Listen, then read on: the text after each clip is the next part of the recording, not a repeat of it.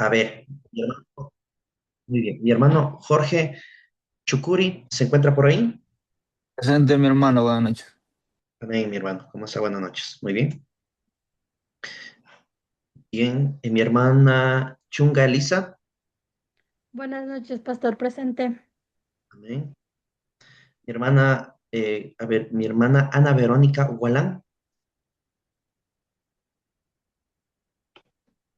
¿No? ¿No se encuentra? Nuevamente, Ana Verónica Gualán. No, muy bien. Lema Taco José Alfonso. Presente mi hermano, bendiciones. Mi hermano, ¿cómo está? Gracias. Malán César.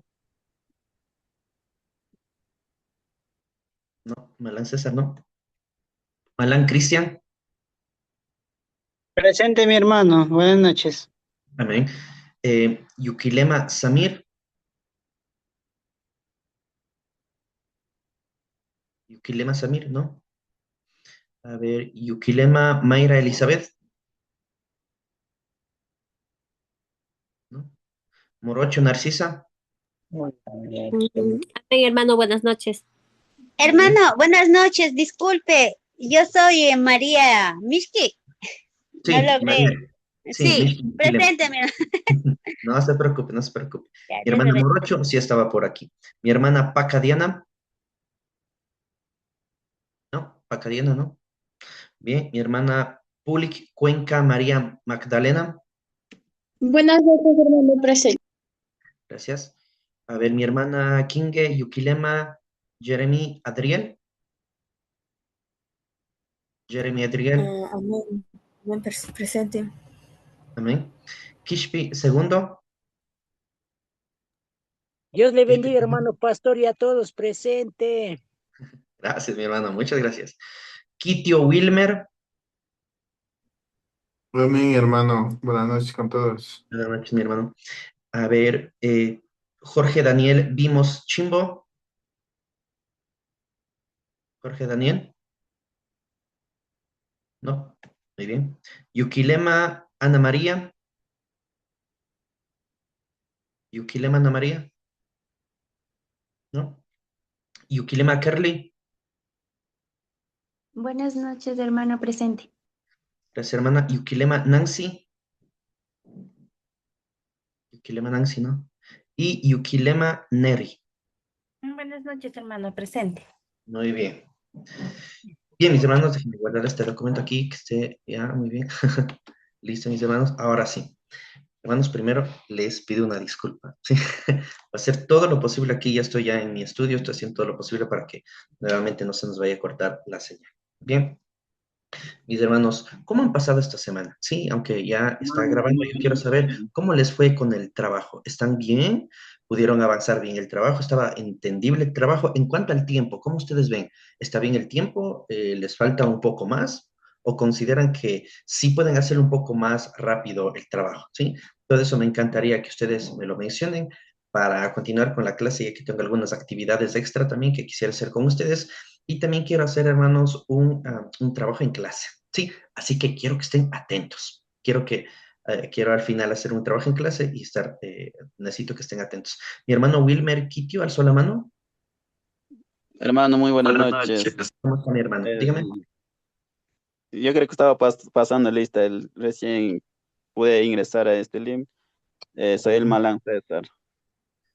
A ver, Malán César. Sí, aquí está. Ya le apunto, hermano, no se preocupe. Ya, Listo, gracias. listo. Listo, muy bien. Por favor, Listo. mi hermana, yo también, Ana Gualán, por favor. Muchas gracias. Buenas noches, hermano. Yo también. Ya. Recién me pude conectar. Espérese un momentito. Gualán. Elisa. No. Gualante. Ana Verónica. Ok. Y hasta aquí. ¿Quién más? Diana Paca también, por favor, hermano. Listo. ¿Alguien más, hermanos, que entró recién? Necesita empezar la clase. Ya. ¿Alguien Jenny más? Guapi también, hermano. Jenny. Guapi. Guapi, ok. Mm, Ah,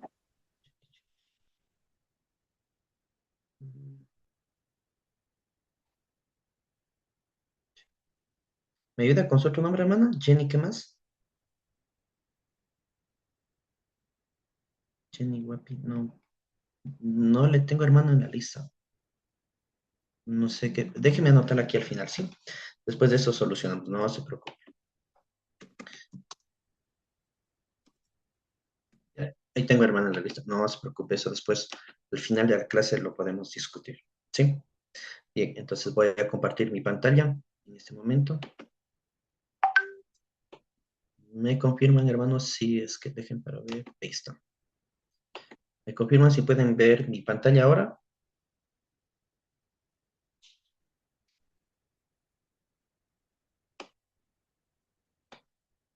¿Sí?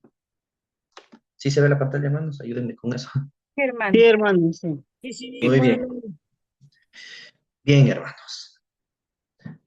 La clase anterior habíamos terminado, ¿no? Con aspectos básicos de la mayordomía, sobre todo en principios básicos de la mayordomía. Habíamos visto entre todas estas cuestiones 5 puntos, por así decirlo, ¿no? Como 5 principios: eficiencia, respeto, responsabilidad, protección y prosperidad. En esta lección 2, mis hermanos, es más o menos, yo lo diría a modo de un panorama bíblico, introduciendo aquí el tema de la mayordomía, ¿sí? Ya que tenemos que ver, la segunda lección avanza con la mayordomía en el Antiguo Testamento y también así de reojo, incluso diría, como lo dice el historiador Justo González, un brevísimo, pero brevísimo resumen en el tema de la mayordomía, tanto en el Nuevo como en el Antiguo Testamento, ¿sí? Así que mi intención aquí, hermanos, no es detenerme mucho tiempo, ya que quiero avanzar en otras cuestiones también, pero quiero que ustedes puedan observar, si ustedes también tienen su módulo, porque podemos avanzar de esa manera también. Hermanos, ¿sí? Hay algo interesante en el tema de la mayordomía, y lo repetíamos una y otra vez en la clase anterior. Recordar este principio bíblico, ¿no? Esta doctrina de la mayordomía. ¿Cuál era? Que nada nos pertenece. Sí, que nada nos pertenece y que el contexto mismo de la mayordomía llevaba a la implicación de que el Señor nos da, sí, el Señor nos da para que administremos de una manera correcta. Y cuando yo digo el Señor nos da, no nos hace dueños de aquello que Él nos da, sino más bien es que todo le pertenece a Dios. Y habíamos visto varios versículos en relación a ese punto.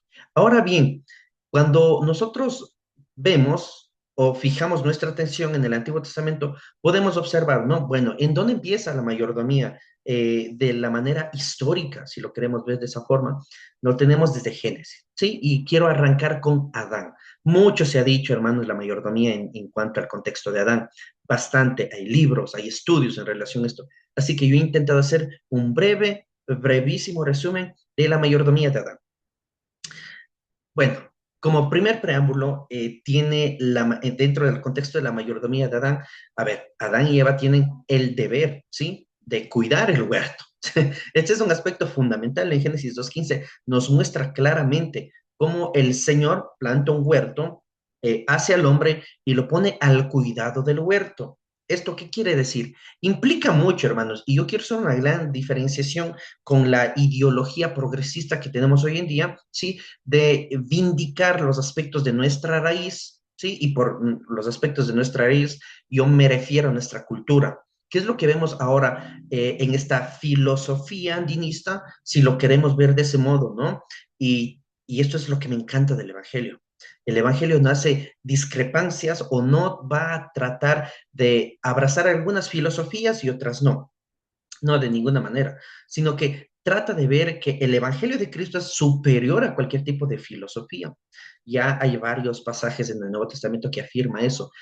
El simple hecho de que Dios haya puesto al cuidado, sí, del hombre el huerto, tiene una implicación práctica en nuestros tiempos. ¿Cuál es? Bueno, hermanos, en el lugar que usted está viviendo, sí, tenemos ese deber, ese mandato de cuidar, hermanos, sí, de manera literal, o sea, en donde estamos viviendo, donde nos desarrollamos, no sé, nuestros barrios, no sé, nuestros sectores, cuidar la naturaleza, cuidar sus aspectos, es bíblico, ¿sí? En alguna ocasión un joven manifestaba su enojo con esto y decía, bueno, ¿Por qué tengo que cuidar el planeta, no? Y botaba basura. Bueno, eso primero habla mucho acerca de su conducta, pero también habla de una escasez de mayordomía en cuanto al cuidado del planeta donde el Señor nos ha colocado. Bien se ha dicho, y el doctor D. A. Carson lo ha mencionado en alguna ocasión, que es necesario, ¿sí?, que el creyente tenga este aspecto o este carácter de cuidado por el planeta. Pero este cuidado por el planeta, tal y cual como el Señor Dios le pone a cuidado del huerto a Adán, no tiene que ver necesariamente con abrazar todos los aspectos filosóficos humanos en cuanto, en el contexto de nuestro país, Ecuador lo podemos afirmar, en cuanto al contexto de nuestras raíces. Génesis 2:15, hermanos, no es una licencia para yo decir, bueno, es por esta razón que amamos la tierra, ¿no? Y le ponemos sobrenombres culturales como la tierra madre, Pachamama y otras cosas más por ahí, que dicho de otra manera es una filosofía humana, sigue siendo más que eso, una filosofía humana, ¿sí? Dentro del aspecto de la filosofía humanista, se trata de defender esa ideología, que no es el evangelio, ¿sí? O sea, falsa ideología, la filosofía andinista, a partir incluso de la mayordomía que vemos en el jardín del Edén, con Adán y el cuidado de los animales, el cuidado del huerto. Esto es interesante, hermanos, y nos topamos con nuestra primera barrera, incluso nuestra barrera cultural. ¿Por qué necesariamente hablo en este aspecto? Hoy por hoy, sí, la ideología progresista se ha adueñado de ese contexto de la mayordomía y ha dejado incluso no solo sobrevalorado, sino que ha malinterpretado el tema de la mayordomía, hasta el punto de que diera mi vida por un árbol. Eso no debe ser así. ¿Sí? Diera mi vida por aspectos ancestrales, eso no debería ser así. Si visualizamos a los primeros cristianos, después de Hechos capítulo 2, de la inauguración de la iglesia como tal, basado en el contexto de la historia de la iglesia mismo, podemos identificar, ¿sí?, que de alguna u otra manera los apóstoles, los discípulos y toda la época patrística no defendía una cultura, defendía el evangelio. Entonces, quiero comenzar de este modo y quiero comenzar duramente con este punto, ya que la ideología progresista o la teología liberal siempre se va a agarrar de este pasaje bíblico. ¿Para qué? Oye, ¿qué es lo que más o lo primordial que sería de cuidado? Bueno, alguien no cuida su cuerpo, alguien no cuida su mente, alguien no cuida principalmente sus aspectos de mayordomía, que comienza con uno mismo, ya lo habíamos dicho y analizado en clases anteriores, sino comienza que, pues, administrando el lugar donde el Señor nos ha colocado, y hay que cuidar el árbol, ¿no? Hay que cuidar los árboles, hay que cuidar el agua, y sí, o sea, es bíblico, hay que hacerlo. Lo vemos en Génesis 15 ahora mismo, pero tiene un aspecto de prioridad. ¿Qué es urgente en este tiempo? Cuidar un árbol, expandir el reino. Expandir el reino, pero eso no me quita la responsabilidad de cuidar este planeta. Sí, es más un aspecto de prioridades. El Señor Dios vemos claramente también en este contexto de Génesis que, a ver, ¿quién tiene el dominio sobre todo? Es Dios. Sí, el hombre no tiene dominio. ¿Sí? Más, sin embargo, hay algo en teología que se llama una autoridad delegada. ¿Qué es la autoridad delegada? Que, dicho de esta manera, incluso esta autoridad delegada la vemos hoy en la iglesia, ¿no? Los pastores, los líderes, los ancianos, si lo queremos ver de esa manera, anciano y pastor son dos palabras intercambiables, no hay ningún conflicto en eso. Los pastores o los ancianos o los líderes de la iglesia no tienen una autoridad propia, ¿sí? Sino tienen autoridad delegada. ¿Y qué es autoridad delegada? Salvo todo lo que la escritura nos muestra, ¿sí? Si alguien, líder, obispo o pastor, va en contra de esta autoridad delegada, pues simplemente ya se convierte en un autoritarismo. Eso ya no es bíblico. Así que Dios tiene el dominio de todo, incluso de su iglesia, la que ha comprado con sangre, Cristo mismo, ¿sí? Este dominio, el Señor Dios encarga al hombre con una autoridad delegada, ¿sí? Y lo vemos en Génesis 1, 27, 28 y 29, bajo la premisa de que todo le pertenece al Creador. El Creador da al hombre, ¿sí?, de alguna u otra manera, por así decirlo, una autoridad delegada, ¿sí? Entonces, como nosotros vemos, hermanos, en cada uno de estos puntos, me encantaría profundizar muchísimo más aquí, pero por la brevedad del tiempo es lo que les puedo mencionar en relación a la mayordomía en sus inicios, ¿no? Y sobre todo con Adán. Es un claro ejemplo. El trabajo previo al pecado. Esto es interesante y lo comentábamos hace una semana en la clase anterior. veíamos que el trabajo no es una consecuencia de la caída del hombre como tal, sino más bien es que este trabajo ya fue establecido por el Señor antes de la caída. Así que decir, bueno, es lunes, no quiero ir a trabajar, y decir, bueno, ya, sí, sí, si el hombre no hubiese caído, no hubiese el trabajo, no, el trabajo ya existía, ¿sí? Ya empezó a existir mucho antes de la caída. Entonces, ese es un aspecto fundamental. La labor asignada a Adán formaba parte de una vida perfecta, ¿no? Y sin la caída del hombre, no como un castigo. Así que el trabajo no es un castigo, hermanos, ¿sí? No, no. Que ahora el trabajo se ha hecho forzoso y que en las diferentes áreas del trabajo exista conflictos es algo diferente. Quiero citar aquí de manera breve al doctor John Lennox, ¿sí? Tiene un libro buenísimo que se llama El trabajo, el cristiano y su conducta, en el cual va a hablar de una forma precisa cómo un creyente debe portarse en su lugar de trabajo, cómo administra, si usted es un supervisor, si usted está a cargo del manejo de personas o si usted es un empresario o tiene su emprendimiento y está a cargo de personas, la pregunta que debería hacerle no es a usted, sino a las personas que usted maneja. ¿Cuál sería la palabra o la pregunta correcta? Sería esta. ¿Cómo usted se porta? ¿Sí? ¿Cómo se porta el supervisor? ¿Cómo se porta el dueño? ¿Cómo se porta él? ¿Cómo se porta el jefe? ¿Sí? Eso habla mucho acerca de su mayordomía. Avanzando rápido, hermanos, y como yo dije en un inicio, es un brevísimo resumen de todo esto. Después en las preguntas y respuestas creo que ustedes ya están sacando algunas preguntas. Llegaremos a ese punto. La mayordomía de Noé. Uy, qué interesante. Habla mucho acerca de la mayordomía del tiempo, mayordomía de los recursos, la mayordomía del trabajo. Recordemos en el contexto histórico de Noé a que de alguna u otra manera él también lidiaba, ¿sí?, con los conflictos de la época. ¿Y a qué me refiero? Pues le tildaban de que estaba verdaderamente mal de la mente, ¿sí?, que estaba loco. En este contexto, es difícil tener una mayordomía en el trabajo. Es difícil con esta presión social tener una mayordomía del tiempo. Y también se nos hace complicado la mayordomía de los recursos. Aconteció, dice Génesis 7, aconteció que cuando comenzó a multiplicarse los hombres en la tierra y vio Jehová, que es la palabra transliteral, ¿no? Yahweh, la maldad de ellos, que era mucha acerca de la humanidad, está hablando, y la tierra y la corrupción a causa de los hombres. Dios decidió terminar con ellos, y en aquel tiempo había un hombre llamado Noé, el cual era hallado justo ante los ojos de Jehová.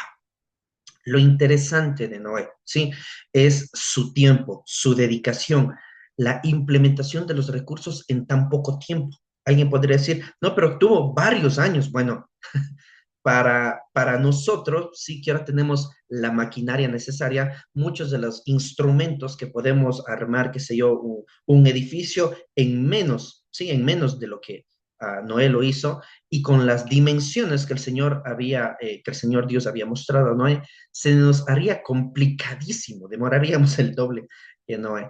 Pero en relación a este punto, viendo ya el contexto de la mayordomía, ¿sí?, y sobre todo en la vida de Noé, vemos a Noé como un ejemplo de cómo ser fiel a lo que Dios nos ha llamado, incluso que escuchando las voces de afuera, sí, externas, sí, las voces de que, oye, estás mal, estás loco, no creo que esto te haya dicho Dios. Si es que te habló, bueno, la teología liberal impulsa este punto, ¿sí? Mostrar como que, bueno, ya vamos, imagínense que la gente le hubiese dicho a Noé, bueno, no, no es que te creemos del todo, pero vamos a darte ese aspecto, ¿sí? Vamos a decir que te creemos algo, vamos a decir que sí hablaste con Dios, pero yo no creo que Dios te haya dicho necesariamente, o lo estás malinterpretando, ¿sí? Son frases que hoy le escuchamos, ¿no? No creo que Dios, Daniel, te diga que hagas esto, o a coger un nombre de la sala. No creo, Cristian, que Dios te mande a hacer esto. Creo que lo estás exagerando. Creo que estás malinterpretando la escritura, ¿sí? Es difícil cuando todo el pueblo, en este caso Noé, una presión social tremenda. Cómo él es fiel en su tiempo, ¿sí? Cómo él es fiel en su trabajo y cómo él es fiel con sus recursos. La mayordomía de Abraham. Este es otro aspecto que nos lleva, ¿no?, a mucho tiempo de estudio, la fidelidad en su mayordomía. Cuando empieza a haber conflictos y no existe algo concreto en lo cual nosotros podamos decir, mira, aquí está, ¿sí?, este aspecto de la promesa, se nos vuelve difícil ser mayordomos fieles. Y esto pasó con Abraham. ¿Sí? Abraham confió plenamente en Dios. ¿Y qué es lo que sucede aquí? Bueno, hermanos, aquí es lo que tenemos el tema de la justicia, ¿sí? Vemos nosotros claramente que en los pasajes del Nuevo Testamento se nos recuerda que Abraham fue justo. Y alguien se pregunta, bueno, ¿justo en qué sentido? ¿Justo moralmente? ¿Justo en el aspecto ético? ¿Justo en su carácter, en su conducta? La palabra aquí que se traduce como justo es vindicación, ¿sí? Vindicar. Y así vio Dios su fiel corazón, el cual bendecirá en hacer de él y darse su promesa, ¿no? Bendecirá y hará una promesa. ¿Y cuál es esta promesa? Una gran nación. Viéndole de forma externa y pasando rápida las hojas de la escritura, pareciera que no tiene un impacto profundo en nuestras vidas. Pero esto es lo interesante, ¿sí? ¿Cómo usted, y a mí me gusta mucho hacer preguntas cuando llegamos a estos temas que parecieran muy, menos profundo, digámoslo así, pero si usted reflexiona en este punto, ¿cómo usted reacciona cuando uno tiene algo en que adherirse y simplemente tiene que vivir basada en una promesa, ¿no? Que a lo mejor, imagínense, un comentarista, el doctor MacArthur, en su comentario al Génesis, el libro de Génesis, él afirmaba y decía, ¿cómo usted se sentiría al escuchar una voz, ¿sí? Basándonos en Abraham, que le dice, sal de aquí, deja tu conformidad, ¿sí? Y sale a la tierra que te va a mostrar. Pregunta, dice MacArthur en su comentario, ¿cómo usted reacciona? ¿Se imaginan las preguntas que se le venía a la mente a Abraham? Tales como, ¿no será esta la voz de Dios? ¿Cómo sé que es la voz de Dios? Y si nos ponemos un poquito más técnicos y profesionales en el tema, diríamos, ¿verdaderamente Dios quiso decirme esto? ¿O son voces en mi mente que no tienen nada que ver con Dios? ¿Sí? Qué difícil ser fiel, ¿sí? Qué difícil ser fiel cuando en este caso Abraham ha escuchado una voz y no sabe a dónde ir. No tiene un mapa, nadie le ha mostrado alguna región, nadie ha venido y le ha dicho, mira, yo ya estuve ahí y si es verdad, no ha sucedido eso. Qué difícil ser fiel, ¿sí? Qué difícil ser un mayordomo fiel cuando solo se tiene eso, hermano, ¿sí? Una promesa, pero Abraham creyó. La promesa de un hijo para dar la herencia de esta tierra, el Señor afirma, sí, que su descendencia será como las estrellas del cielo, y todo este contexto que ustedes ya saben, incluso lo han estudiado. En relación, hermanos, a la mayordomía que nosotros podemos observar en el Antiguo Testamento, yo he tratado de colocar una imagen para hacer un breve resumen, ¿sí? De lo que quiero mostrarles. Bueno, viene de Noé y sigue esta línea, ¿no? Ininterrumpida hasta Abraham. Y el Señor, sí, revela su plan con la humanidad. Y ha dicho sea de paso, en Génesis 3:15 se nos muestra que incluso un libertador vendrá. En Génesis 12 se nos muestra que la simiente de Abraham, sí, una simiente, y aquí va a aplicar este contexto singular, una simiente, sí, de alguna u otra manera, simiente de Abraham, será de bendición, sí, para todas las naciones. No solo hablando del contexto específico de Israel como nación, sino de una simiente. Y esta simiente se nos muestra como el renuevo de Israel en Isaías 51, en el siervo sufriente, que es Cristo mismo. Este es uno de los aspectos, dicen los historiadores, por los cuales, de alguna u otra manera, es que todo el contexto del concilio en Jerusalén y los sumos sacerdotes, ¿no? Anás y Caifás, se molestaban profundamente. ¿Por qué? Porque decían que en Jesucristo se había cumplido todas las promesas que se le había hecho a Abraham en Génesis 12. Y esto es interesante, ¿sí? Pero bueno, el tema apremia. El tiempo apremia. Entonces es necesario, hermanos, que después de comprender ese contexto, nos lleva necesariamente la mayordomía a la mayordomía dentro del Antiguo Testamento a manejar nuestros bienes. Este es un tema delicado. Y yo quiero ser muy honesto con ustedes. Tengo pasajes de la Escritura de los cuales yo me voy a aferrar para decirles lo que tengo que mencionarles. Pero en relación, hermanos, a este punto, mucho se ha dicho acerca de eso, ¿sí? Les comparto una noticia fresca. El día miércoles, sí, estuve leyendo por la mañana en Christian Today, sí, es una plataforma de información cristiana a nivel mundial, y revisaba, ¿no? Que en Estados Unidos un grupo de personas que ustedes saben muy bien, sí, estos comerciantes de la fe, no sé cómo más llamarle, estos estafadores, habían hecho una reforma en cuanto al diezmo. Y bueno, me llamó la atención, ¿no? Y me tomé el tiempo para leer. ¿Y cuál era esta reforma en el diezmo? Y esto es algo fresco, ¿no? Que ustedes ya lo estarán viendo desde hoy y a lo largo de esta semana y en todas las plataformas digitales. Pues bueno, estos estafadores habían subido, no sé de qué forma lo hicieron, habían aumentado el diezmo de un 10% a un 25%. Es una barbaridad, ¿sí? Va en contra de todo lo que entendemos por diezmo y va en contra, ¿sí? Incluso del mismo concepto, diezmo, 10%. Les comparto solo esto para que vean cómo el corazón malvado del hombre va a tratar de tergiversar la escritura. Y ustedes me dirán, bueno, Daniel, ¿y cómo es que lo hicieron? Y les invito a que busquen esta noticia y vean la exégesis que ellos presuponen que hacen de Malaquías. Yo no sé de dónde sacaron. Y al momento de dedicar mis 15 minutos a leer esto de su exégesis, son aberraciones. Sí, no tienen ni pies ni cabeza para el aumento de este diezmo que ya se está imponiendo en sus megas iglesias. Es un aspecto bíblico, ¿no? Confrontar el pecado y mencionar estos falsos maestros, que no a maestros no llegan absolutamente nada, ¿sí? Todo este aspecto de estos falsos maestros, Maldonado, entre otros más, que ustedes ya lo conocen y lo pueden hacer referencia, me lleva al punto, hermanos, dentro de esta noche, ¿sí? De la mayordomía en cuanto en el Antiguo Testamento y del diezmo, a mostrar, ¿sí? ¿Qué es lo que practicamos hoy en la congregación? Hace algún tiempo habíamos tocado, hace algunos años habíamos tocado este tema en nuestra congregación y era interesante así ir viendo los puntos de partida, cómo algunos tienen un concepto errado del diezmo. Pensar que la teología de la retribución, lo pueden anotar, ¿qué es la teología de la retribución? Bueno, esto incluso lo sufrió Job. ¿Sí? ¿Y por qué hago este preámbulo grande? Bueno, Job pensó que si me porto bien, me salen cosas buenas. Y a lo largo de todos los capítulos, a partir del capítulo 3 en adelante, los consejeros, o así llamados amigos de Job, la RB60 le traduce como consejeros, ¿sí? Los amigos o consejeros de Job se acercan a él y capítulo tras capítulo, versículo tras versículo, ¿qué es lo que hacen los amigos de Job? Le preguntan esto a Job. ¿Qué estás haciendo en secreto? ¿O qué hiciste? Y Job, ¿cómo se justifica? Bueno, no he hecho nada, ¿sí? Y uno por uno los consejeros dicen, no, algo estás ocultando. Porque en su mentalidad, en su mente, en su cosmovisión, existía la teología de la retribución. Y nuevamente, ¿qué era eso? Según los consejeros de Job, a ver, Job, te está yendo mal porque estás haciendo cosas malas delante de Dios, ¿sí? Esa es la teología de la retribución, algo que no está alejado de nuestros días.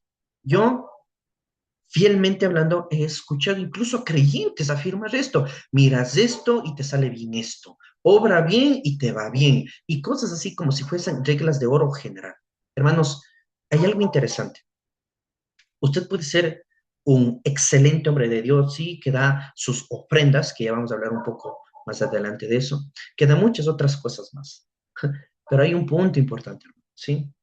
¿Qué pasa si usted ofrenda, sí? O incluso quiere dar su diezmo, que es opcional, que hablaremos luego de eso. ¿Y qué pasa si usted hace todo esto y le va mal en sus negocios? ¿Qué podría yo decir? Bueno, usted está confiando en la teología de la retribución. Está pensando que si hace cosas buenas le va a ir bien en esta vida. Eso va en contra de cualquier postulado de la Escritura. ¿Sí? Y uno encuentra un versículo que diga, haga esto y Dios va a multiplicar todos sus bienes. Hay pasajes bíblicos que se malinterpretan y se sacan fuera de contexto, se hace una eisegesis bíblica, ¿no? Bueno, no puedo llamarle bíblica también, pero se saca fuera de contextos para decir, bueno, yo estoy mal con Dios, ¿sí? Soy adúltero, traiciono a mi esposa, mi familia me odia, no pasa nada, pero daré mi diezmo para que Dios me multiplique lo que yo tengo. Eso es un analfabetismo bíblico y teológico bárbaro que estamos viendo en nuestros tiempos. Las personas piensan que son fieles a Dios dando el 10% cuando su corazón está alejado del Señor. Eso es una verdadera blasfemia contra el Señor. No tiene nada que ver el tema del diezmo de que usted sea fiel con Dios. ¿Sí? No tiene nada que ver. En todos los profetas menores, llamados los 12, porque son 12 profetas menores, se profundiza el día del Señor. ¿Sí? Y uno y otro versículo tras versículo levante el argumento, levante el silogismo y eso es muy importante, ¿sí? De que Dios no desea un sacrificio, ¿sí? El Señor se harta y dice, ya no quiero más animales gordos y la grasa de estos animales con la sangre mezclándose durante el tabernáculo cuando se hacían los sacrificios en el templo. Ya no quiere eso el Señor, quiere obediencia. Entonces, es mi intención, hermanos, en esta parte, dejar en claro estos aspectos de la mayordomía, ¿sí? En cuanto al dinero. Y quiero saber si usted es fiel al Señor en cuanto al dinero. Y no me refiero a que si usted sí está dando todos los meses el diezmo, usted es fiel. Eso no tiene nada que ver, ¿sí? Quiero estudiar yo el Antiguo Testamento con usted y el Nuevo Testamento con ustedes a partir de este concepto del diezmo. Pero tenga en mente algo. ¿Cómo está su billetera? ¿Sí? ¿Cómo está su billetera? ¿Sí? Dependiendo usted cómo desperdicia su dinero, habla mucho de su corazón. ¿En qué administra su dinero? ¿Sí? Esta no es una clase para exhortarles a decir, bueno, yo administro de forma. No, yo no tengo que escuchar sus respuestas. Ustedes deben responderse. ¿Cómo están administrando? ¿Tienen un sinnúmero de deudas? La pregunta sería, ¿en qué se endeudó? ¿Cómo está haciendo con sus recursos para que el reino de Dios avance? Es uno de los puntos, hermanos, que últimamente sí ha chocado duramente mi corazón, y conocer cómo estoy haciendo con los recursos que Dios me ha dado para extender su reino. Me he endeudado en cosas que no han ayudado a la expansión del reino de Dios, en lo absoluto, sí o no. Así que el manejo de su dinero habla mucho de su corazón, ¿sí? No necesito saber, es que Daniel, es que puse esta inversión y justo se me fue mal. Yo no necesito saber eso. Yo solo quiero saber, el manejo de su dinero habla mucho de su corazón, habla mucho de sus prioridades. Las enseñanzas acerca del diezmo en el Antiguo Testamento. Punto número 1. Antes del tiempo de Moisés, encontramos en la Biblia que menciona a los hombres que practicaron sobre el diezmo. Tengo aquí algunos pasajes bíblicos.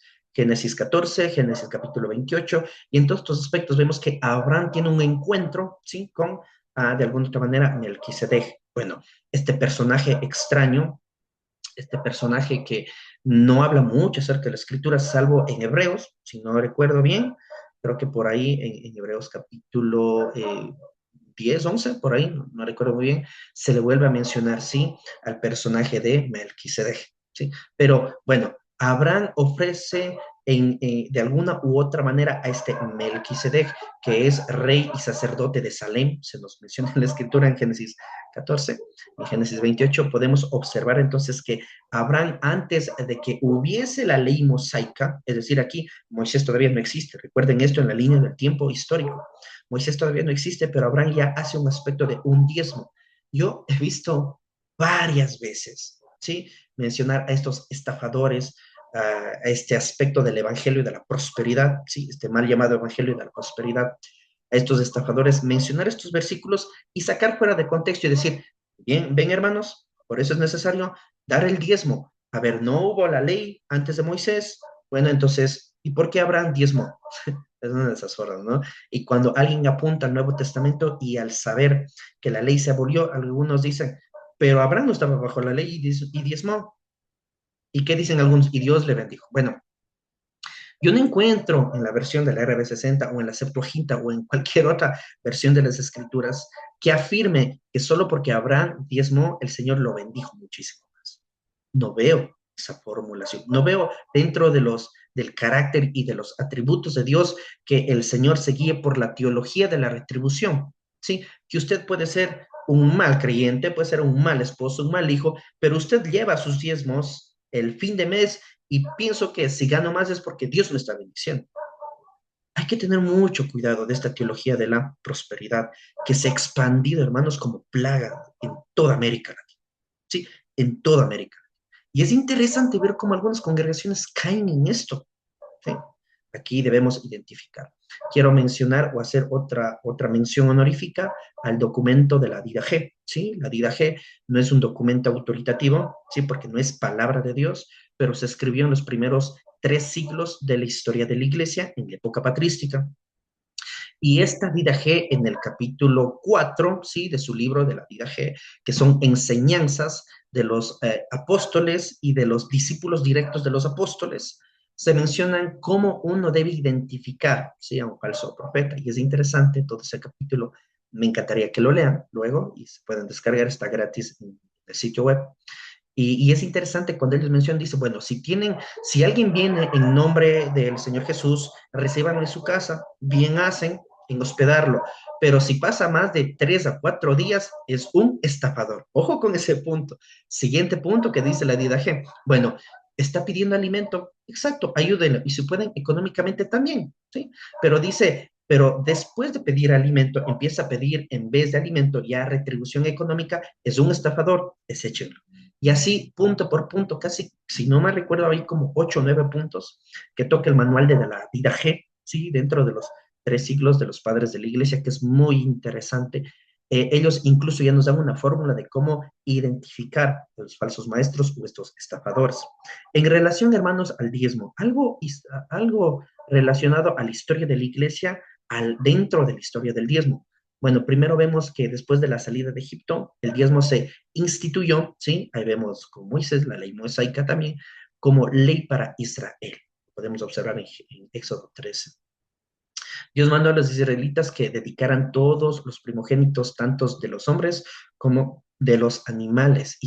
Después de esto, Dios ordenó a los israelitas que separaran el diezmo de su producto dedicado a él. Todo esto era una señal de que Dios lo había redimido, ¿sí? Lo había sacado de la esclavitud y que en realidad todo le pertenecía al Señor. Todo muy bien y entendible. La historia del diezmo es la siguiente. En una primera línea de tiempo vemos a Abraham haciendo un diezmo antes de la ley mosaica. Después vemos ya instituida como tal, ¿sí? Como una ley para Israel. Y después vamos a experimentar en la historia del diezmo los reglamentos. Bueno, ¿por qué se instituyó el diezmo? ¿Para qué sirve el diezmo? Y la pregunta de candente debate esta noche es históricamente y bíblicamente diezmar el día de hoy, ¿sí? ¿Cómo uno prepara una predicación del diezmo? Sin hacer que la gente verdaderamente se asuste acerca de este tema o generar, ¿no? En las personas aquellos que no son creyentes y decir, bueno, ahí está, ¿sí? Es simplemente sacar el dinero a la gente. ¿Cómo hacemos eso con un equilibrio bíblico? Bueno, hermanos, recordemos que el diezmo se instituye en un primer aspecto para los levitas. En este contexto histórico de la escritura por allá por Éxodo, se determina que los israelitas no tienen una heredad en el sentido de que no tienen un aspecto físico para trabajar la tierra, ¿sí? Todas las 11 tribus la tienen, mas sin embargo los levitas no. Así que ellos son llamados para el sacerdocio, ¿sí? Incluso hay escuelas de sacerdotes, como podemos observar en 1 y 2 de Samuel, ¿no? Que Saúl mandó a la escuela de profetas a matar a todos ellos, pensando que ahí estaba David, ¿sí? Pero, bueno, ese es otro contexto. Entonces, a los levitas no tener una tierra para trabajar, ¿con qué se van a sustentar?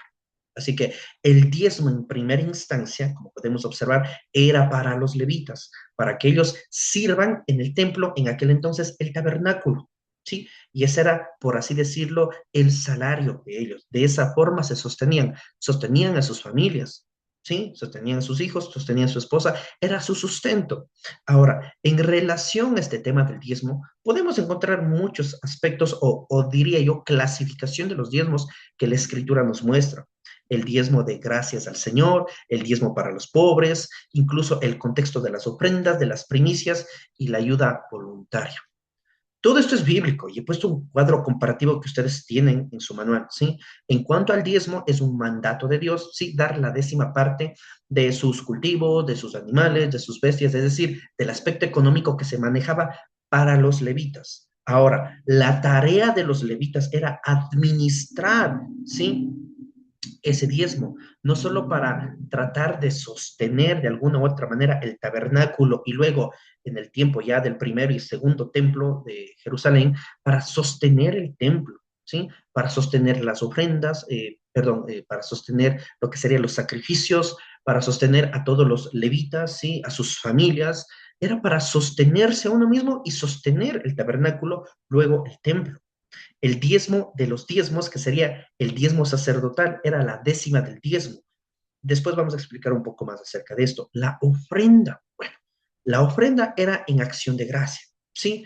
Es un aspecto voluntario, es de alguna u otra manera un aspecto de obediencia del creyente, ojo, mas sin embargo no es teología de la retribución, No quiere decir esto que yo doy un aspecto, ¿no? Económico, pongámoslo así, un ejemplo en nuestros tiempos, y yo voy a esperar que Dios me multiplique.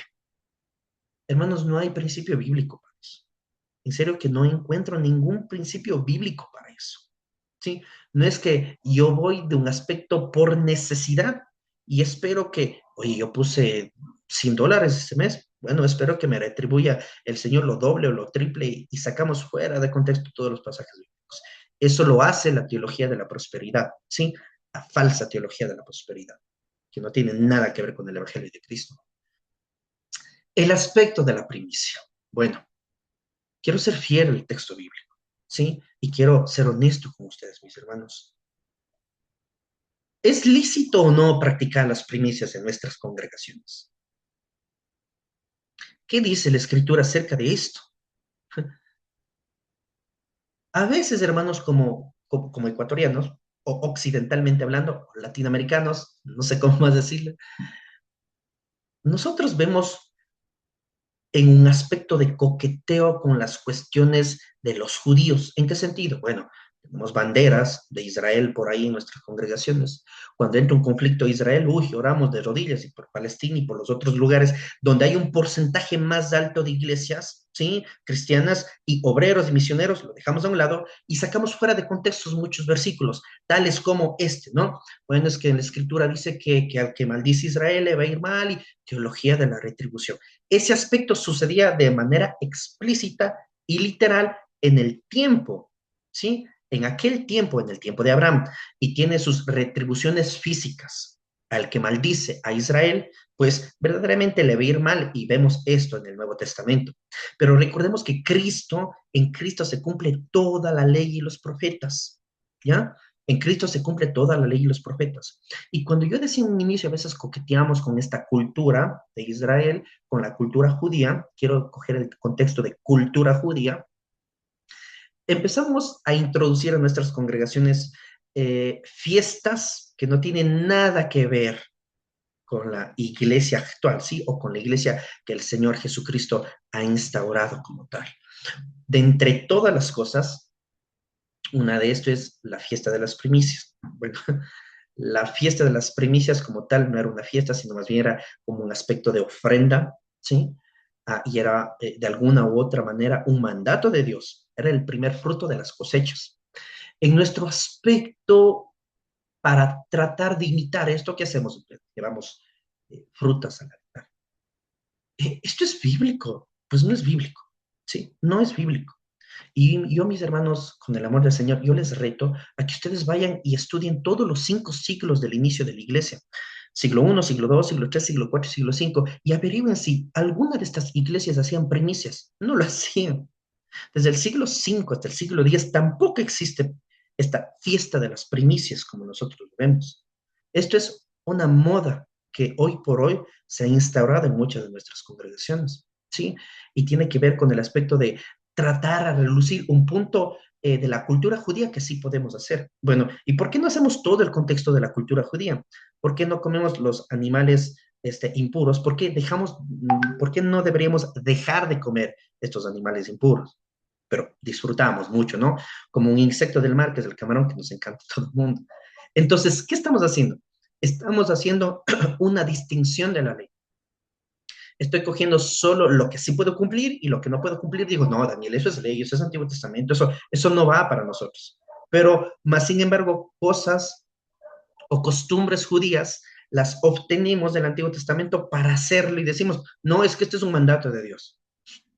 Bueno, dicho sea de paso también, las primicias tienen que ver con el primer fruto durante la cosecha durante todo el año. Llevando esto a nuestro contexto, hermanos, deberíamos hacer, ¿no? No sé si hay alguien aquí que sea contador, debería averiguar sus cuentas, ¿sí? Cuánto tienen, cuánto de patrimonio bruto tienen, neto y todo lo demás, y de ahí anualmente sacar, por así decirlo, una primicia en nuestro contexto. ¿Quién haría eso? Pues nadie. Ahí creo que se quedarían, ahí no llevarían frutas al altar, ahí dirían, no, Daniel, es Antiguo Testamento, claro, ¿sí? Porque nos gusta y es un mal humano tratar de coger algunas cosas de la cultura judía que parecen bonitos, ¿sí? Cuando llegamos a Semana Santa he visto algunas congregaciones, lamentablemente, que practican esto, ¿no? De comer cordero con hierbas amargas y se sientan en el suelo. Y, hermanos, ¿en qué ayuda eso a mi santificación? Hay una pregunta que siempre ha estado en mi mente y cuando veo esto en algunos lugares, siempre digo, bueno, ya, voy a hacer primicia. ¿En qué ayuda a mi santificación? ¿En qué ayuda a mi vida piadosa? ¿Esto me ayuda a dejar de mentir más? ¿Sí? Aquellos que son malos esposos, ¿esto me ayuda a dejar de gritar más o menos a mi esposa? No pasa así. Pero ¿qué hacemos? ¿Sí? Nos gusta coger algunas costumbres judías y adaptarlas a nuestro tiempo para parecer que como que un poco más bíblicos. Bueno, en primera instancia no somos bíblicos porque estamos sacando fuera de contexto. En segunda instancia estamos cogiendo solo aspectos de la ley de Dios que podemos cumplir cuando Cristo ya lo ha cumplido todo. ¿Sí? En cuanto a la ayuda voluntaria, es una acción social y eso es bíblico. Decía una hermana en alguna ocasión en un estudio de mi iglesia, de mi congregación, decía, hermano, ¿cómo yo sé cuándo actuar o no? ¿Cómo yo sé cuándo dar, qué sé yo, una limosna a alguien que está necesitando? ¿Qué pasa si él me está mintiendo? Eso es lo que sucede a veces con muchos de nosotros. Digo, él me estará mintiendo, ¿no? ¿Verdaderamente tiene un conflicto en su familia? ¿Verdaderamente tiene una hija o me está mintiendo para sacar dinero? Es lo que yo he lidiado y escuchando a mis profesores del TMS, Master Seminary, y lo he escuchado muchas veces esta pregunta, ¿no? Recurriendo a ellos. Y yo lo único que hago es, digo, bueno, Señor, yo no sé si él está mintiendo o no, pero en cuanto a mí, mi conciencia está tranquila de que lo poco o lo mucho que tengo voy a ayudar, ¿sí? Nada más. Eso es lo que yo hago, es un pequeño consejo que puedo darles para ustedes. Entonces, en este cuadro comparativo, en cuanto a la mayordomía de nuestros ingresos, viendo y observando de manera histórica el diezmo en el Antiguo Testamento, puedo identificar, hermano, sí, puedo identificar que de alguna otra manera el diezmo era un mandato de Dios bíblico, sí, en un contexto para los levitas, para sostenerse sus familias, para sostenerse ellos mismos, para la administración del tabernáculo, luego la administración del templo. Era un templo exuberante, maravilloso, el primer y el segundo templo de Jerusalén. Imagínense la mano de obra, ¿sí? Que se debería tener en el templo, ¿para qué? Para la estructuración, para coger los fallos, cosas así, ¿sí? Esto también se ve vislumbrado, que también existía mano de obra como sirvientes. ¿Dónde podemos obtener esta información? Pues en uno de sus pasajes favoritos del Nuevo Testamento, donde vemos cuando Pedro niega al Señor, ¿sí? En esta historia famosísima, una sirvienta del templo, sirvienta, le reconoce y dice, él también tiene un acento más o menos como el nazareno. Y él dice, no, nunca conocí, nunca le conocí. Y todos sabemos la historia de negar 3 veces a Jesús. ¿A dónde quiero ir con esto? Sí, que también habían personas que servían a los sumos sacerdotes. Luego esto lamentablemente se fue distorsionando, ¿no? Y llegamos al momento de corrupción, donde el Señor Jesucristo expone toda la corrupción que ya se estaba germinando o ya se había enraizado acá por el templo. Pero ese es otro tema. Así que, en cuanto, hermanos, a estos contextos del diezmo, yo quiero, después vamos a tocar un aspecto importante, mirar ahora el Nuevo Testamento y dentro de la mayordomía de los personajes del Antiguo Testamento y en cuanto al Nuevo Testamento, también quiero tocar el tema de la ofrenda, ¿sí? A ver, el Nuevo Testamento enseña la abolición, ¿sí? De la ley por lo más glorioso. Es decir, no necesito en Semana Santa comer cordero asado con hierbas amargas. No necesito eso. No necesito celebrar el Yom Kippur, ¿sí? Que es una fiesta netamente de los judíos. No necesito comprarme por Amazon el kippah y colocarme en mi cabeza como que si eso me ayudara a mi santificación. No necesito eso. No necesito tener 4 o 5 banderas de Israel o la menorá para sentirme más cerca de Dios. Eso tal caso es ritualismo, ¿sí? Y vendría a ser un aspecto de idolatría. No necesito nada de eso, ¿sí? En Cristo tengo todo.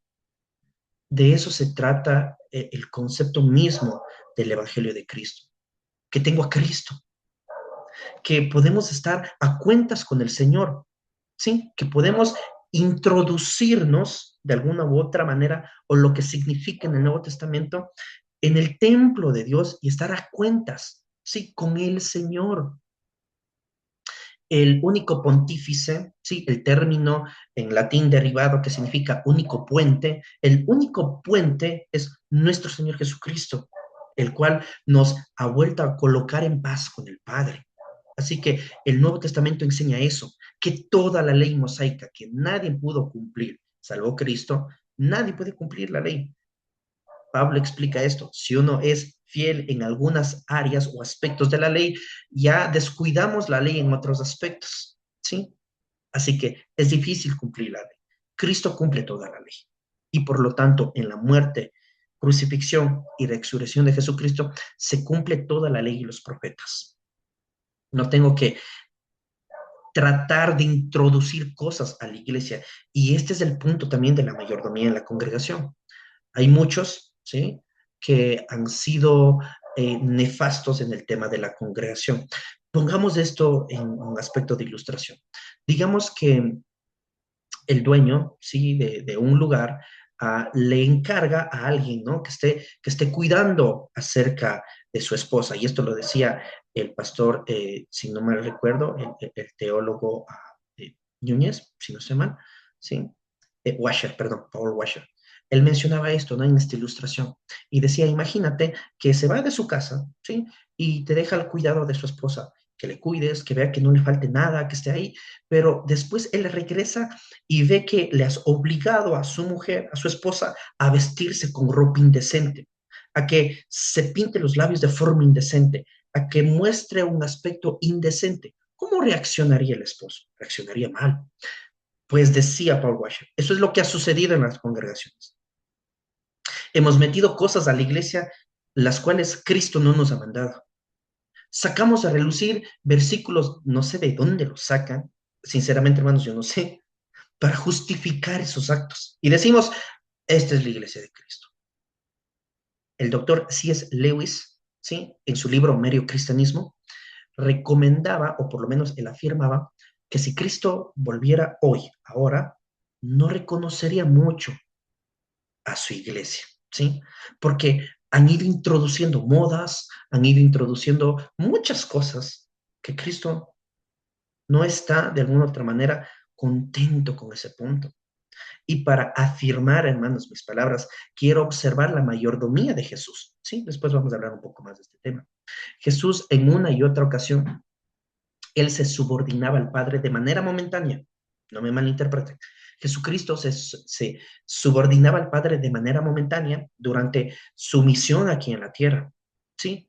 Y frases como, yo no hago nada por mi cuenta, sino que hago esto porque ya hemos quedado de acuerdo con mi Padre, o yo hablo esto con mi Padre, refiriéndose a Jesús, al Padre, ¿no? En relación a este punto, la mayordomía de Jesús nos enseña claramente, ¿sí?, de cómo debemos reconocer al dueño de todo. Hermanos, nos acercamos a una fecha que a mí me encanta mucho, ¿no? Navidad. Dejando a un lado todo el contexto capitalista, de consumo, dejando a un lado todo esto, identificar cómo es que Cristo se hace hombre. ¡Wow! No sé si ustedes han reflexionado sobre esto. La mayordomía de Jesús muestra mi corazón malvado. El carácter de Jesús muestra la avaricia que está dentro de mí, ¿sí? El orgullo que está dentro de mí. La mayordomía de Jesús nos enseña claramente cómo debemos reconocer al dueño de todo. Y Jesús, siendo en forma de Dios, según Filipenses 2:3, el cual no estimó el ser igual a Dios como cosa que aferrarse, sino que se despojó, kenosis, sino que se despoja y se hace hombre, ¿sí? La palabra aquí utilizada es en forma de siervo. Este tipo de mayordomía, hermanos, es lo que a nosotros nos vuelca al piso y nos trae a memoria las áreas de nuestra vida que le estamos fallando al Señor. Y una de estas era la frase que empecé hace un inicio. ¿Cómo está el gasto de nuestros recursos económicos? ¿Cómo está nuestra billetera? ¿En qué gastamos? Si fuéramos respondiendo punto por punto, entendería cómo está su corazón. Revise usted sus números. Vea en qué está gastando. Vea cómo lo está haciendo. Y entiéndanme bien que yo no hago un llamado a decir, bueno, ahora todos tienen que ir a diezmar y obligatoriamente a ofrendar. Ese no es mi trabajo. Ese es el trabajo del Espíritu Santo. A usted lo hace un nuevo hombre y lo hace un hombre, sí, que vela también por la casa de Dios, incluso la iglesia física donde el Señor le ha puesto. Así que es lógico. La luz no lo va a pagar el Espíritu Santo. El agua no va a venir Elías, ¿sí? En un torbellino a cancelarnos, no. Debe salir de nuestros recursos. Así que ese es el punto al cual yo quiero llegar. ¿Es lícito diezmar hoy en día? ¿Es lícito o no? Sí, es lícito. Es totalmente bíblico y un mandato de Dios para la iglesia diezmar, y si no diezmo me va mal. No dice eso la escritura. Ahora, que usted quiera hacerlo, quiera diezmar, ¿sí? Y en su conciencia, según Romanos capítulo 13, ¿sí? Y en su conciencia, usted quiera hacerlo, amén, gloria a Dios, ¿sí? Si usted no quiere hacer un aspecto como que, bueno, un ejemplo, gano 500, el 10% es 50, entonces saco esto y lo pongo, ¿no? En el charol de nuestras congregaciones. No lo haga, hermano, basando sus números. Ese es el mal del creyente. No base sus números, no diga, es que tengo que dar justo 50. Hermanos, en todo el Nuevo Testamento, desde el inicio de la iglesia y durante toda la teología histórica, toda la historia de la iglesia, nos muestra, ¿sí? Que usted conforme a lo que el Señor le ha encomendado, lo que el Señor en sus recursos económicos le ha dado. ¿Qué pasa si usted está pasando un conflicto grande? Esto sucedió hace algunos años por mi zona, podría decir así. Había una persona X que estaba sufriendo y que tenía muchos conflictos económicos, ¿no? Y una congregación X intentó observar esto y quiso ayudar, pero ayudó lo que podía, está bien, pero la teología de esta congregación era, primero debo dar el diezmo a Dios y luego, si es que me sobra, voy y ayudo a este personaje X que estaba sufriendo, ¿sí? Hermanos, eso no es bíblico, en lo absoluto. Están haciendo totalmente mal. Sí, están haciendo totalmente mal. El Señor no necesita mi sucio dinero, ¿sí? El Señor no necesita. ¿Quieren que les diga una verdad bíblica, hermanos? Dios a mí no me necesita. Dios no nos necesita a nadie de los que estamos aquí. A ninguno de los hombres sobre la tierra Dios nos necesita. No nos necesita para nada. Él puede llevar sus planes gloriosos conmigo o con un gusano, ¿sí? En el libro de Ezequiel dice, Él puede llevar sus planes, ¿sí? De estos huesos secos. En ese contexto dice, bueno, si las personas callan, Dios haría hablar a las piedras. Dios a mí no me necesita. Qué privilegio que el Señor me haya llamado para servir en su congregación. De la misma manera, vean esto con los diezmos, ¿sí? Todo es una cuestión, hermanos, de cómo el Señor lo ha ayudado a usted. Si usted tiene una capacidad económica y puede ayudar a la iglesia, de que la iglesia no ha pagado el agua, es que no está ingresando muchas ofrendas, si usted tiene un proyecto en su congregación y quiere, me voy a inventar, son cuestiones que me invento, ¿no?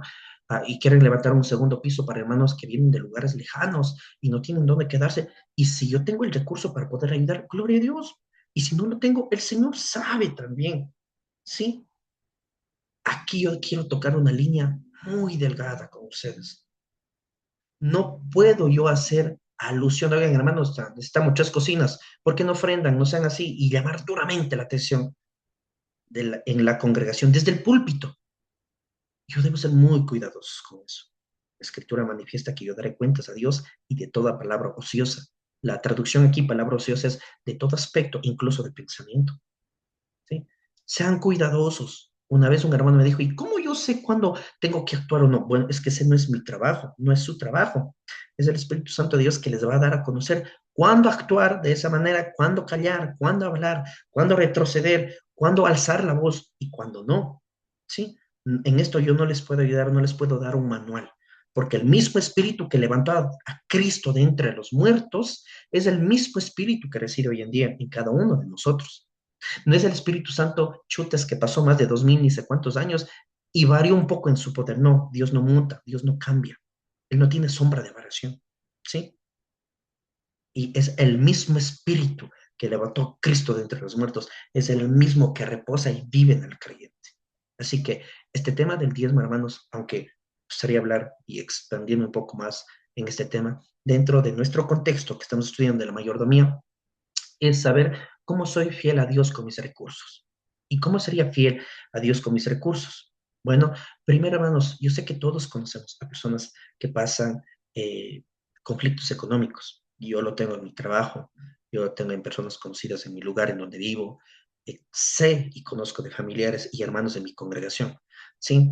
Ore al Señor. ¿Y por qué no hacerle una ofrenda a este hermano, ¿sí? A este amigo, a este... hermanos, nuestra, nuestro testimonio, nuestra actitud habla muchísimo más de cuántos versículos usted sepa a memoria. Usted puede recitarme todos los contextos de la teología sistemática. Si no tiene amor, de nada me sirve. ¿Sí? Si no tengo amor, de nada me sirve. En este contexto, ahora, ¿es lícito diezmar? Sí es lícito diezmar. ¿Es una obligación que si usted no diezma le va mal? No, no es una obligación.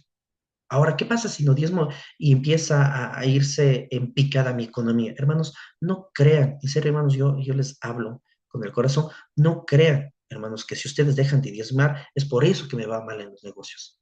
Oigan, hermanos, yo sería otro estafador más, sería otro falso profeta y maestro, en este caso maestro, ¿no? Sería otro mentiroso más si yo les afirmo eso. No es así con Cristo. Usted puede ser fiel al Señor. Usted puede dar sus ofrendas, diezmar, puede ser fiel ante Dios. Y aún así, de un día al otro le puede ir mal. ¿Y saben cuál es la verdad bíblica? Dios sigue estando en su trono. A él nada le ha movido. Y como creyentes y como seres humanos nos desesperamos y decimos, Señor, pero estoy haciendo bien esto y aquello, ¿y por qué me va mal? ¿Sí? Hermanos, bienvenidos al camino del Señor, ¿sí? Bienvenidos al camino del Evangelio, que es difícil. Este es un reino al revés. El que quiere ser el primero debe que, dice la Escritura, comenzar lavando los pies a sus hermanos. El que quiere ser primero empieza por servir al más pequeño en la congregación. Es un reino y la estructura de un reino que es totalmente contraria en nuestro mundo. En nuestro mundo, esta estructura de reino es, si quiero estar adelante, debo pisotear a cualquiera que se presente en mi camino, no importa, pisoteo y avanzo. En el reino de Dios no es pisotear y avanzar, ¿sí? En el reino de Dios es, ¿quieres ser grande en tu congregación? Comienza por servir a tus hermanos, ¿sí? De esto tiene que ver mucho el tema de sus finanzas, nuevamente. ¿Cómo están sus finanzas? El manejo de sus finanzas habla mucho acerca de su corazón. Usted está viviendo, ¿sí? Esta libertad en la vida cristiana o está ahogado, ¿sí? Por todas las malas decisiones que ha hecho usted con el dinero. ¿Cómo usted, con lo poco o con lo mucho que el Señor le ha dado, que esta es una mayordomía del dinero, debe saber administrarlo para la obra de Dios? ¿Cómo usted ha influenciado con su dinero para que el reino de Dios avance? ¿Y a qué me refiero con esto? ¿Usted financió un misionero? ¿Usted sabe de una familia misionera que está por Europa, por alguna parte de nuestro propio país, por algunas regiones que tenemos varios misioneros en nuestras regiones rurales, sobre todo en la Amazonía? ¿Usted está financiando su sustento o no? ¿En serio usted está haciendo que el reino de Dios avance? ¿O usted ofrenda y diezma con el simple hecho de que Dios le multiplique? Sí, y sacamos fuera de contexto esos versículos, ¿no? Que Dios multiplique nuestros graneros y que exista y abundará y lluvias y bendiciones. No. ¿Por qué actuamos así? ¿Saben por qué? El doctor Arcis Sproul dijo, actuamos así porque no conocemos a Dios. No sabemos quién es Dios. No sé nada acerca de Dios. No sabemos acerca de Dios. Un creyente que conozca al Señor, ¿sí? Él entenderá la grandeza de Cristo, la grandeza de sus mandatos y sabrá, hermanos, cómo actuar. Oremos al Señor por más hombres de Dios que se levanten en nuestros tiempos, ¿sí? Y dejar a un lado, hermano, o sea, yo no he tenido este conflicto cuando uno se gradúa. ¿Qué quiere hacer en la vida? Pues avanzar económicamente, ¿sí? Comprarse cuestiones o posesiones físicas, materiales, y no me malinterpreten, nada de eso está mal. El conflicto viene cuando no tengo tiempo para mi familia, cuando el dinero es la moneda, el dinero es el que maneja mi tiempo, es conflictivo. Ahí debo prestar mucha atención.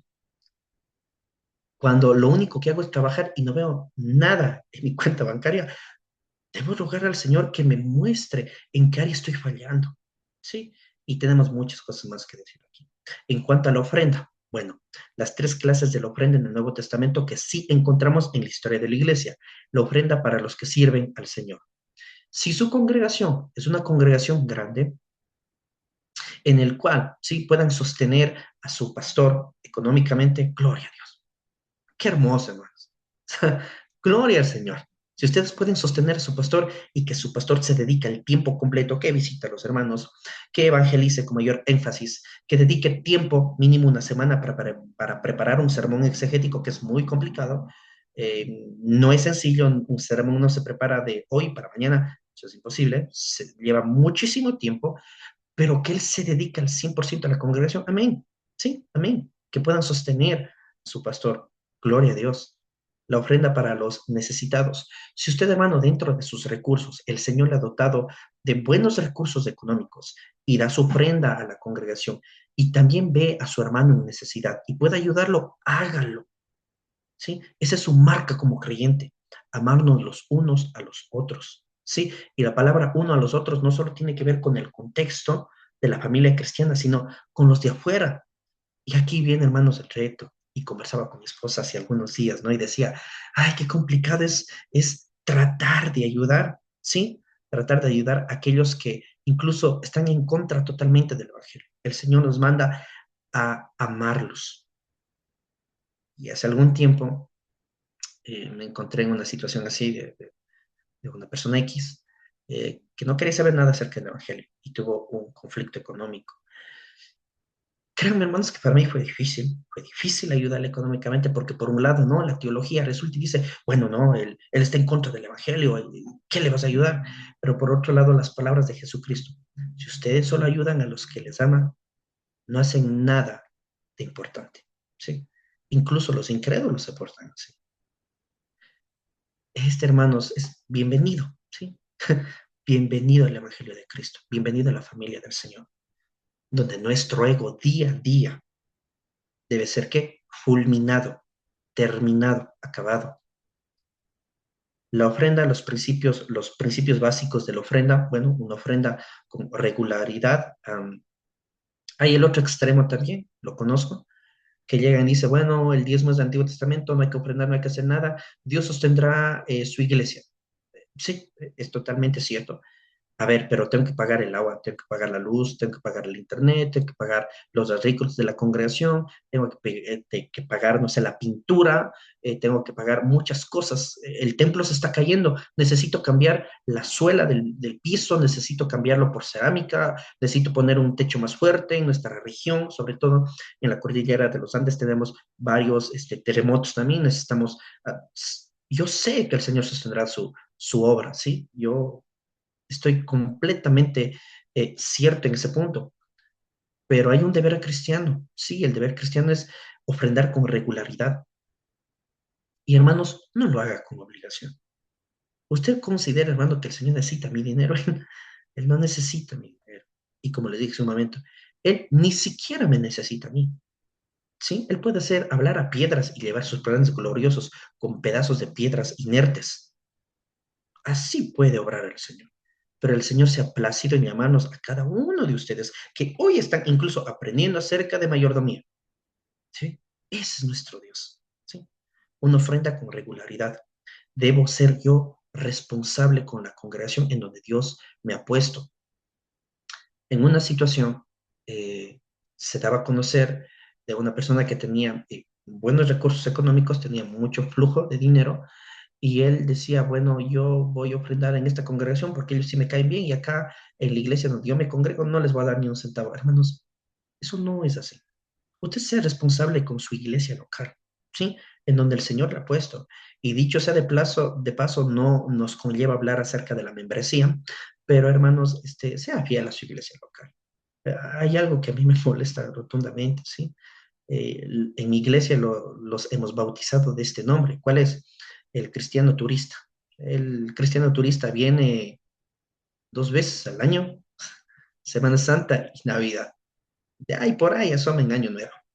No sean cristianos turistas. Sí, hermanos, yo les ruego, no saben lo molestoso que es y pensar que mi acción es como un aspecto de obligación y decir, Señor, ya cumplí, vine un domingo y me voy. Sean responsables con su iglesia local, ¿sí? Y oren mucho por su pastor. Les suplico que oren mucho por su pastor. La ofrenda es de manera proporcional, ¿sí? Usted no va a decir, bueno, gané sueldo mínimo en Ecuador y de eso voy a dar la mitad a mi Señor. Yo quiero dar la mitad a mi Señor. Bueno, si usted no tiene familia, gloria a Dios, hágalo. Y si puede sostenerse el mes, está bien. Pero si usted tiene familia, ¿sí? No haga esa barbaridad, hermanos. Usted diría, ¿pero por qué? Porque el que no da para su familia, el que no provee para su familia, dice la Escritura, es peor que un incrédulo. Así que no cometa otro pecado, ¿sí? El, se- el Señor, el Espíritu Santo de Dios, lo guía, hermanos, a saber cuánto ofrendar, manejar bien mis recursos. La iglesia tiene esta necesidad, su iglesia local tiene esta necesidad. Según la mayordomía del dinero, yo tengo que ver cómo están mis números y actuar según lo que el Señor me ha dado. ¿Sí? En nuestro medio, aunque es de manera internacional, existe un grupo, ¿sí? De hombres de Dios que se llaman los Gedeones Internacionales, los hermanos Gedeones, los pequeños Nuevos Testamentos, ¿no? De los Gedeones, no sé si ustedes han visto, en mi colegio llegaron como 3 ocasiones, en mi universidad como 2 más, y a nuestra congregación cada 2 veces al año llegan los Gedeones para pedir colaboraciones, ¿sí? Hágalo. Está buscando una forma en cómo ayudar al reino de Dios, hágalo. Porque el dinero que se ocupa ahí, ¿sí? Es para la expansión y obviamente, ¿no? Imprimir muchísimos más nuevos testamentos y vienen en diferentes modelos, bueno, y eso lo hablaremos después en preguntas y respuestas, pero hágalo, ¿sí? Ayuda a la obra del Señor. ¿Usted conoce alguna familia que es misionera? Hágalo. Dígale, mira, no tengo muchos recursos económicos, pero me encantaría ayudarte con esto cada mes. Hágalo, hermano, porque al fin de cuentas, aquí pasaremos 50 años, 100 años, digamos que los que más se cuiden van al gimnasio y toman proteína y todo, duran 100 años, gloria a Dios por su vida, quizás lleguen a 200, ¿sí? Pero son 200 a comparación de la eternidad. Por lo tanto, empezamos a vislumbrar esta vida, nuestras posesiones económicas, materiales, todo, hermanos, como dice Pablo, como basura. Y todo lo tenemos por basura en comparación de Cristo, nuestro amoroso Señor, el que murió en la cruz. Es algo yo no moriría por alguien como yo, ¿sí? Yo sé que cada uno de ustedes no morirían por alguien como ustedes, pero el Señor lo hizo y gloria a Dios por eso, ¿sí? Así que recordando, hermanos, toda esta lección 2, miren cómo hemos avanzado y yo sé que no estoy diciendo muchas más cosas que debería afirmar en este preámbulo, en este brevísimo resumen, pero hemos visto desde el Antiguo y Nuevo Testamento cómo el Señor en cuanto a la mayordomía nos ha puesto, ¿sí? Al cuidado de este planeta, al cuidado y administración de qué, de nuestros bienes, de los bienes que el Señor nos ha dado, cómo estamos expandiendo el reino de Dios con nuestros aspectos económicos, al entender bien, hermanos, y no dejarnos de engañar por muchos estafadores, por el evangelio de la prosperidad. No tener esto en nuestras mentes de que si diezmo, solo diezmando, yo puedo ser infiel al Señor, pero si diezmo me va a ir bien. Incluso hay muchas personas que dicen, imagínense, grandes empresarios de Estados Unidos, y mencionan, ¿no?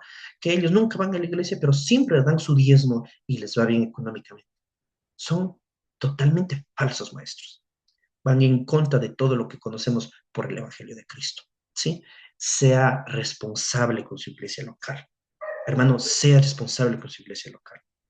Si usted va recurrentemente a su iglesia local, que espero que lo hagan, ¿sí?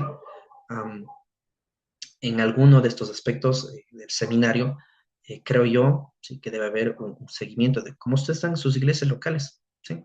Me encantaría ir a cada una de sus iglesias locales, no puedo saber cuáles son sus iglesias, me encantaría ir para visitar y preguntar por ustedes, a ver si son responsables con su iglesia local, ¿sí?